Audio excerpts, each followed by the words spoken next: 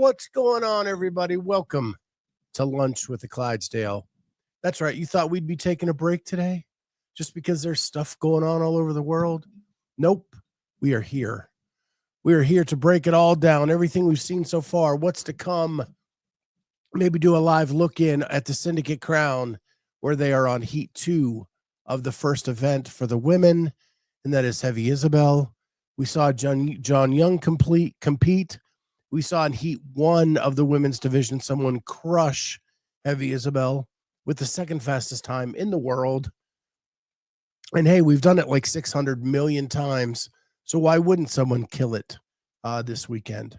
So we're going to do that. We're going to check the leaderboards all over the world. There's 4 competitions going on this weekend. We'll get you caught up on everything that is going on, and then we'll let you get back to the stream. So with that, dart throw time. Son of a gun. So this has been my week's dart throw. And the last one was the closest. So I will show you guys. So today's was just to the right. And I've thrown 4 darts this week, and there they are. They're all right around the center.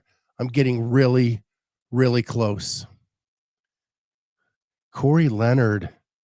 Who's that dude? He hasn't been here in a week. He is in Alaska. He's on a cruise. He's on a boat.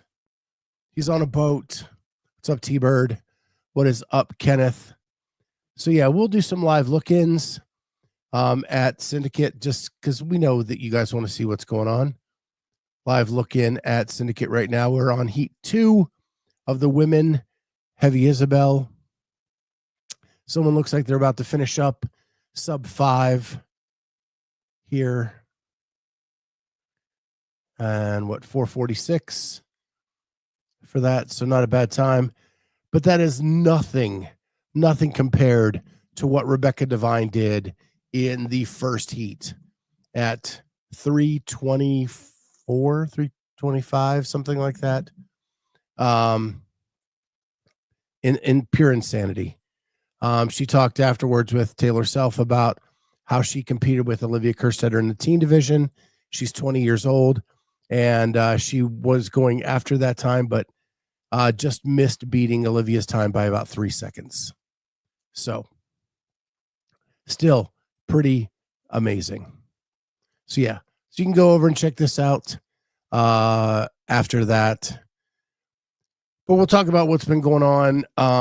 First and foremost, John Young did the JY challenge. He was beat by 2 people in his Heavy Isabel. Sam Demeester winning it with a time sub 5. John Young went sub 6, which screwed me on my prop bet. I thought he would just be a tick over 6. Instead, he was like 550, 554, something like that. So just a tick under. He actually PR'd the Isabel by 30 seconds. So great effort. Really cool event to kind of do that as a Heat 0 before the event. And really fun to watch. The other thing I wanted to comment, yesterday we talked about how they shortened the floor. And would that affect transition times later in the weekend? And I found out why they shortened the floor. They're actually, the community event last year was outside. They have a cemented area right outside that was Vendor Village and the community event. This year they have moved the community event onto the same floor as the competition, but it's behind the finishing line stands. So the main event is on like the right floor, and the community event is on the left floor, and they go back and forth. So you're still in the same area. You can see from the same stands. And that's how they're doing it. So I'm curious to see how that plays out throughout this weekend. So let's go around the world real quick. Check the leaderboards everywhere. get you updated on what's going on at all the different events. So we have the Torian Pro over here. Let me blow that up for you guys. Here we go. No surprise. In first place at Torian is Ricky Garrard. In second place is Jay Crouch. And in third place is Guy Mejeros. All three of them are not eligible to get a ticket to the games through this competition.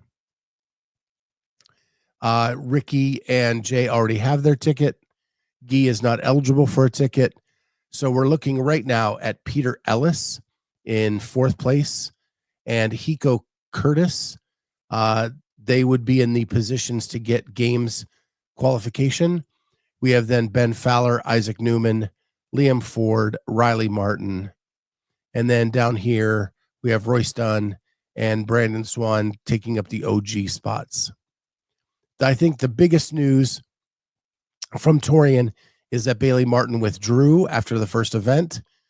So Bailey Martin most likely is not going back to the CrossFit Games. He would have to either win the last chance qualifier or somehow get to NorCal. My guess is that would be, if he's withdrawing at a competition today to be ready for NorCal, seems out of the realm of possibility, but who knows? But he is out and withdrawn from the Torian Pro. And then on the female side, we have a blank.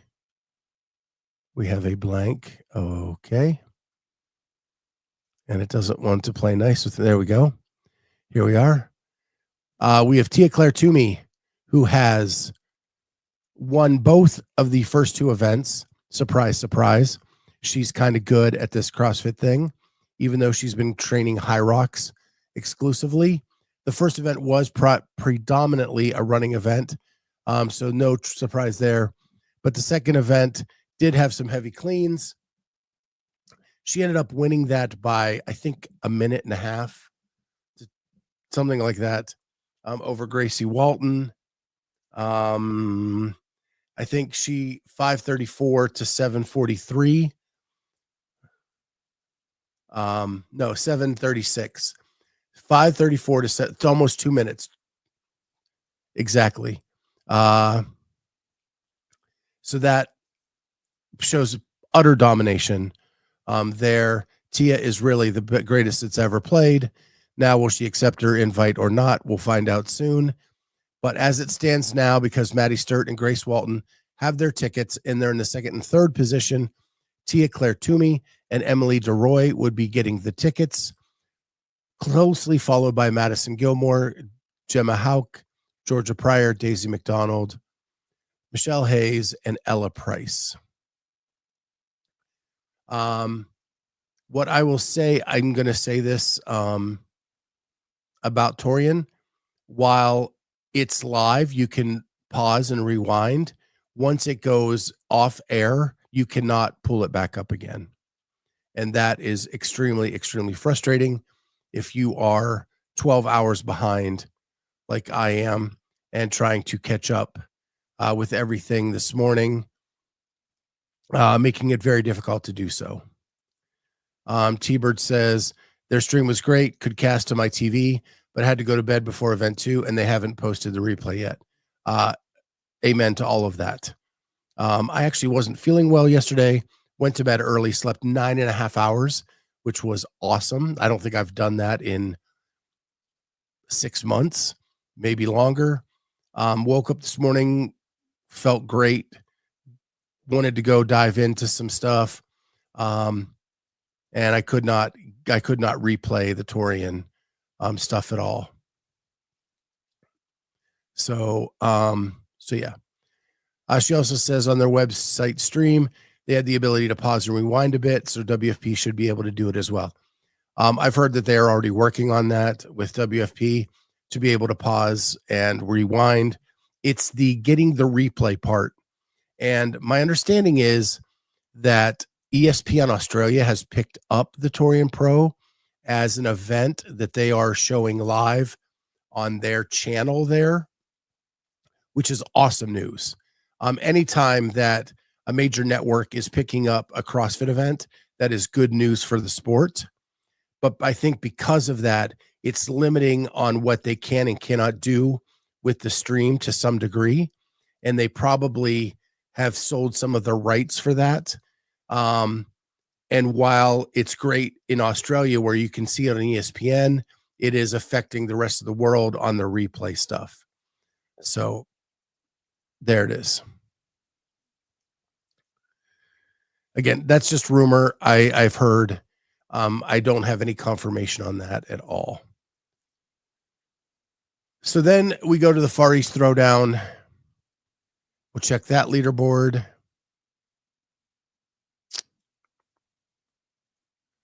And that is here.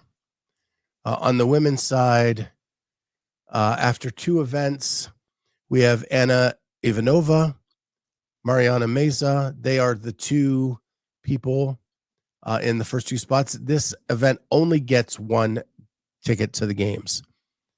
So you have Anna Ivanova in the spot right now, Mariana Meza. Sahir Kaya is in 3rd.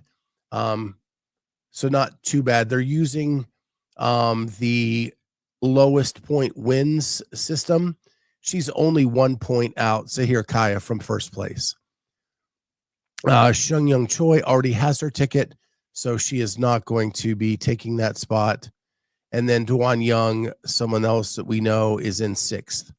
But the furthest, Duan Young is in 6th and only 4 points back. So anything is possible. 5 points back, I'm sorry. Amy Hosking is in 7th. Amy is a dear friend. I've met her through the semifinal series that we've done. She is over there. She's a Canadian fighting in Australia for a spot. She has been fighting autoimmune disorders for much of her adult life. And it's amazing what she has done with her limitations and the hurdles she has to overcome. In other news, those people following the Hannah Black story, she did not do well on the first day. She is sitting somewhere down here. No, I can't find it. Oh, she's in Torian. That's why she's not on here.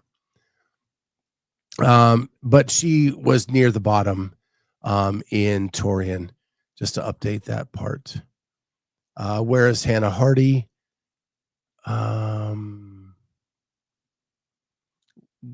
was she at Far East or is she at Torian? I think she's at Torian. So that's on the women's side. We'll go over to the men. Thiago Luzes is in first place in the Far East. Andrea Petku is in 2nd. And SSG Kim is in 3rd. I would be lying if I knew anything about what these guys were. So, yeah, I'll just read off the names because I can't give you much more than that, and I apologize for that. Corey says, I heard there's a 7-time games champ at Torian. Yeah, I heard that too.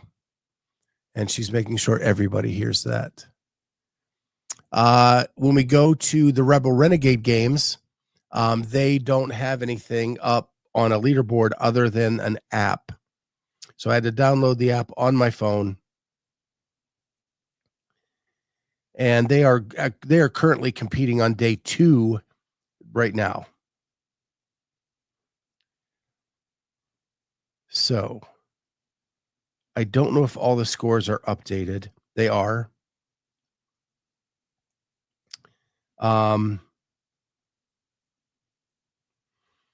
So I know everybody is wondering about Sarah Sigmundsdottir.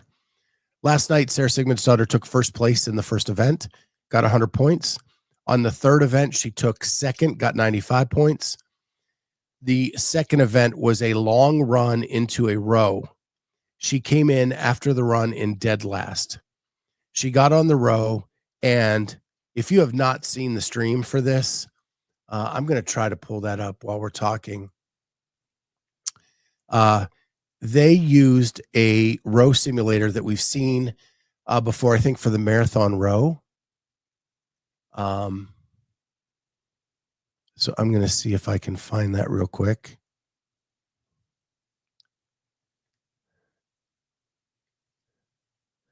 Okay.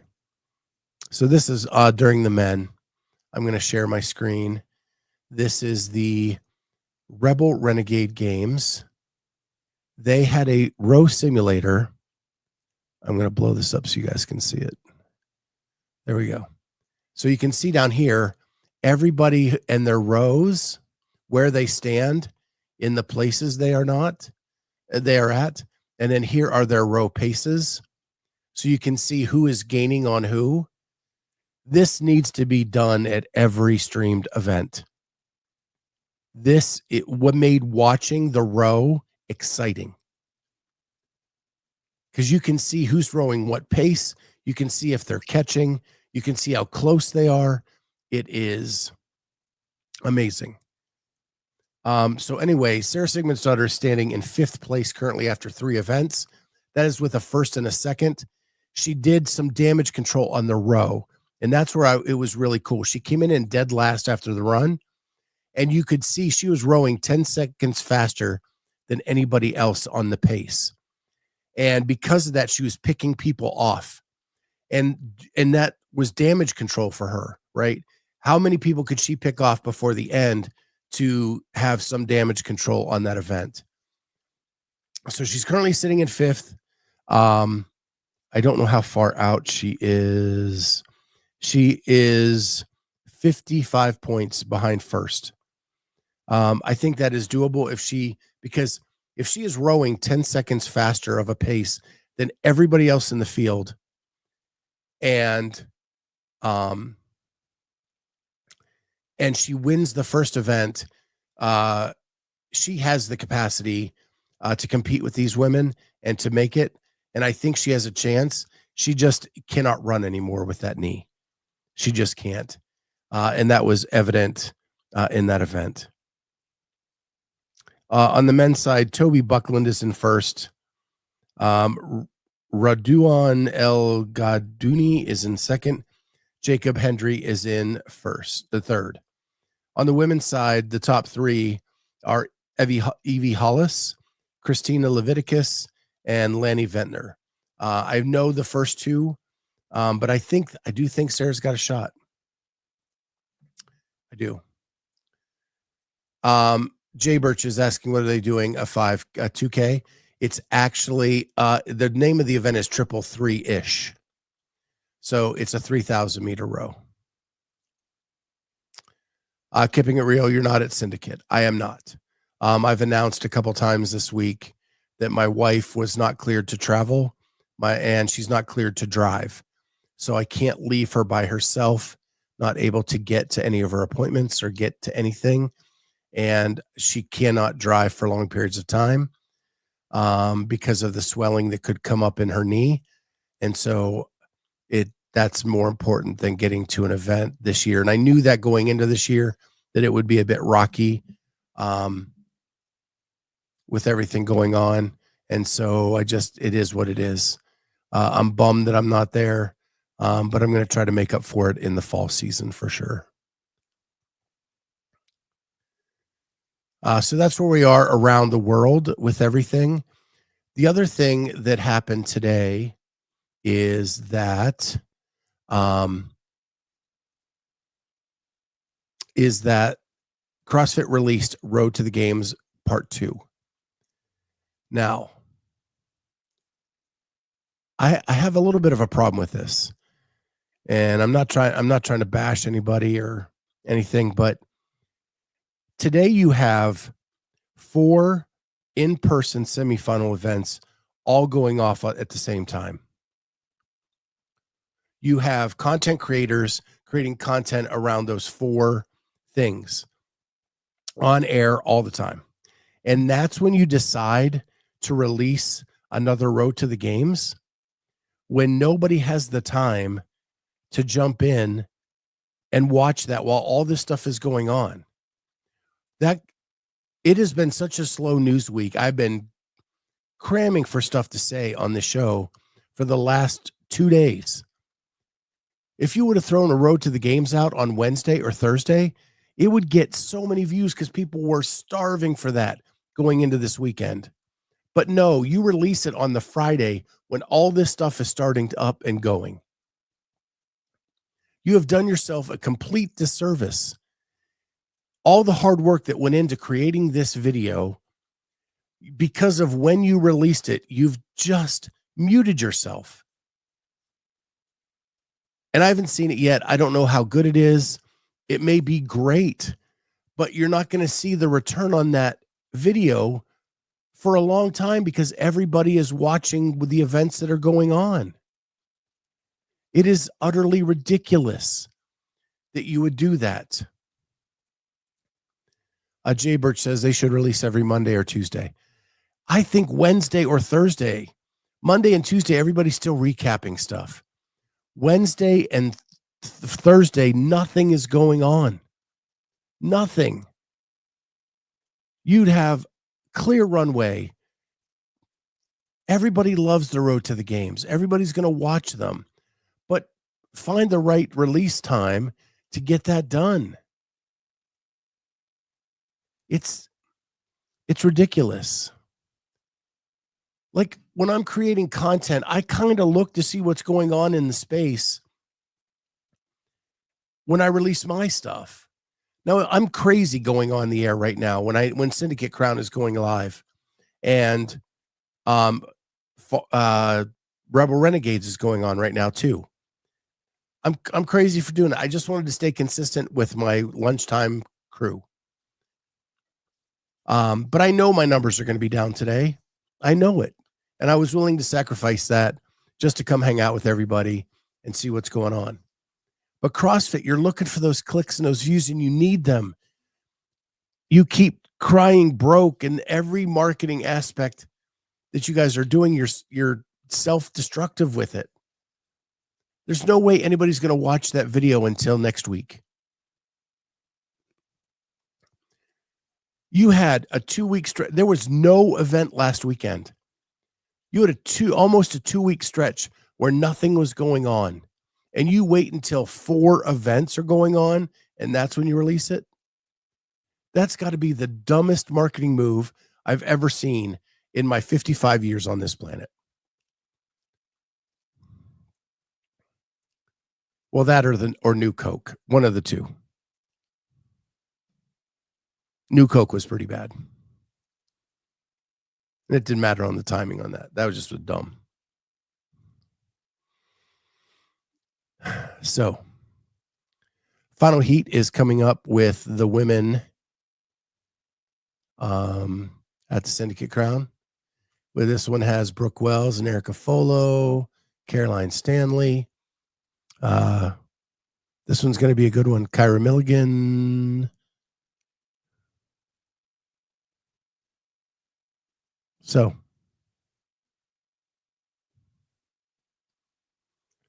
should have used Don Draper. Jaybert, you're going to be really saddened by this, but I've never, ever seen Mad Men. Never, ever. Maybe I need to check it out.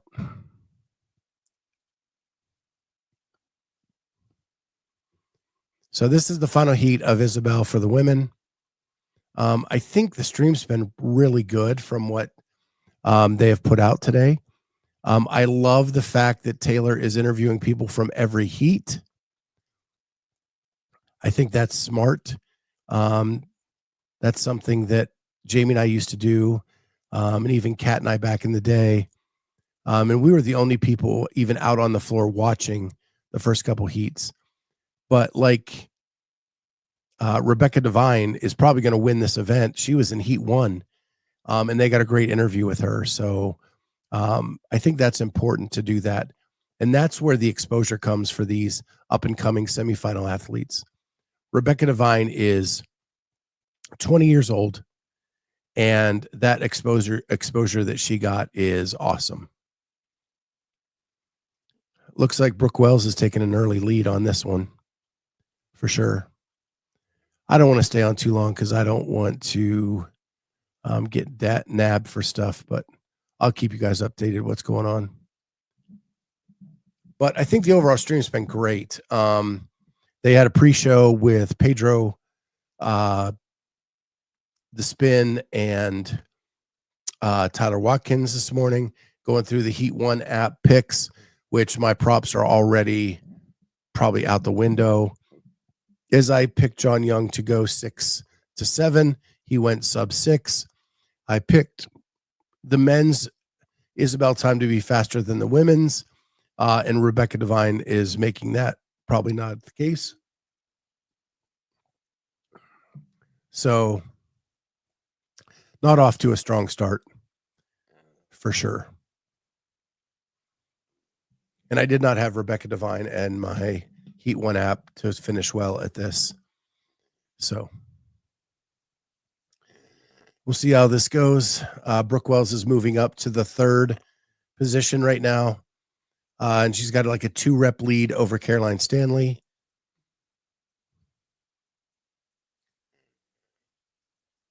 But yeah, it is. I think Brooke still has 8 reps to go, and she's at the 243 mark. So I think Rebecca Devine is safe. Lexi Neely has passed Caroline Stanley, and she is on the 2nd spot. She's already got 1 lift in. Caroline just moved up. I think that's Kyra Milligan is in 4th. I didn't see that coming.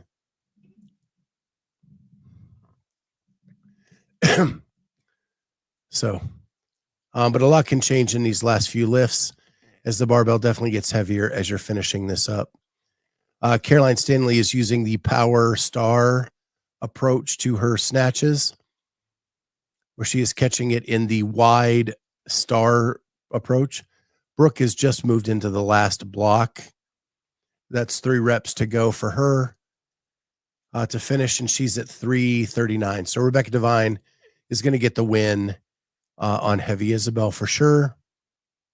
Lexi Neely has just moved to the last block. It looks like a 1 rep difference on this. Kyra has moved ahead of Caroline Stanley, and Brooke has finished at 401. Then we have Kyra and Caroline, and Lexi Neely. Lexi Neely just took second in the heat at like 410. And now we have Caroline Stanley, and I think Kyra finished before her. So Erica Folo, Shelby Neal still on the floor, but they're just about done. Yeah. Erica Folo just finished. Shelby Neal has 1 rep to go. And there's someone that just moved into the final box. Shelby Neal caught, oh my gosh, bad miss. She caught it deep in the squat, tried to come out, and then walked the bar forward. So Jay Birch is 50-50 on his prop picks. Yeah, I wish I was. That's where I always lose on the Heat 1 app. I'd never get the prop pick bonuses ever. Kyra was wild card. I think she finished 4th in the event. Or flex, what it's called. Yeah, I actually have, I think, Rosema on the men's side.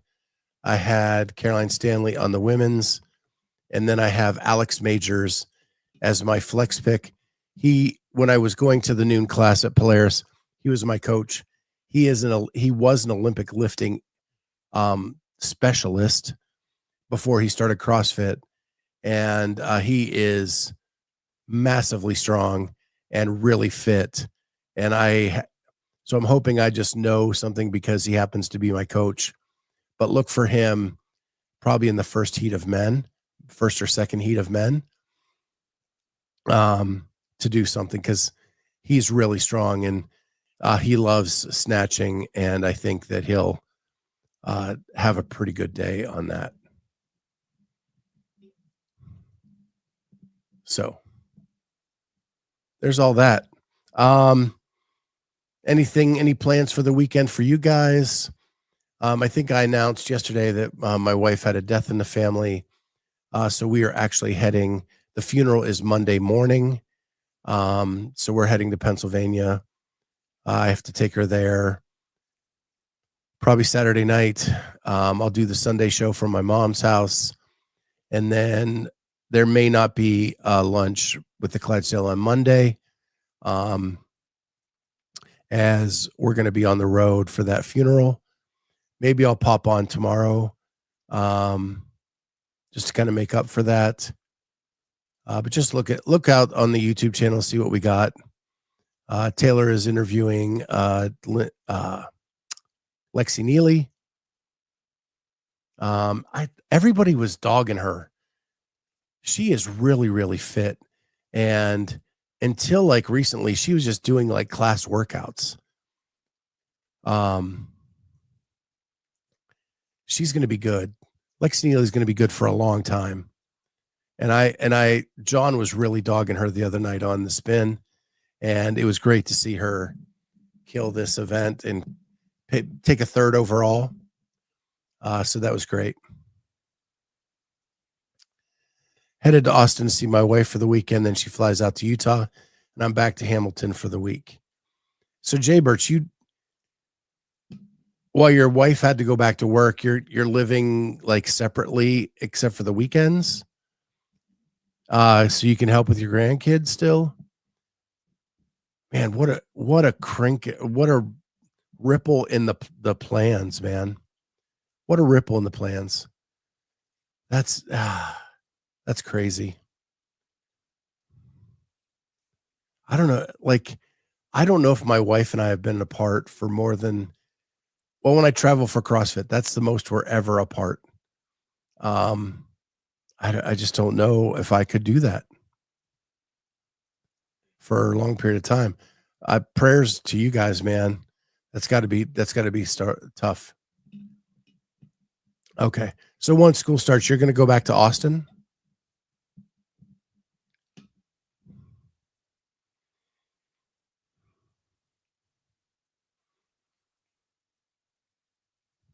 And you're watching the grandkids through the summer.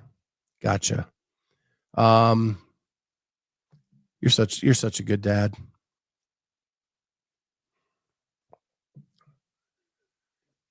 You got to do what you got to do to make it work with the family, right?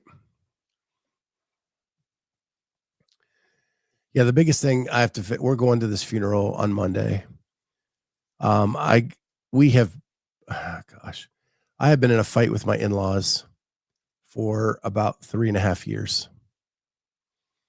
I have not gone to any family function in 3.5 years on my wife's side of the family. And my wife needs me this week. And because she needs me, I am going to my first family function in 3.5 years with my in-laws. And that's going to be tough. And it's a funeral. Like, it's not a fun event to begin with. And